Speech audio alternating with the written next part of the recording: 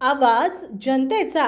दिनांक 26 डिसेंबर रोजी रिसोड तालुक्यातील ग्रामपंचायत कोयाळी बुद्रुक येथील समृद्धी महिला ग्रामसंघ यांना उमेद आणि ग्रामपंचायत पाणलोट विकास समिती यांच्या माध्यमातून द्रोण पत्रावळी आणि हळद मसाला प्रक्रिया महिला लघु उद्योगाचे आज ग्रामपंचायतच्या परिसरात उद्घाटन करण्यात आले।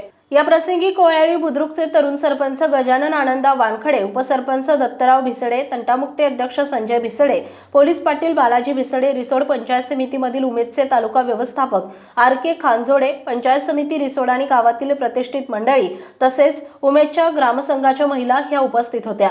यावेळी तालुका व्यवस्थापक आर.के. खानजोडे यांनी उमेदच्या महिलांना सर्वतोपरी सहकार्य करून त्यांनी त्यांच्या व्यवसायात वाढ करून उत्पन्नात सुद्धा वाढ झाली पाहिजे आणि आपले कुटुंब सक्षम होईल यासाठी त्यांचा उमेदच्या माध्यमातून व्यवसायाला चालना देण्याचा पुरेपूर प्रयत्न केला।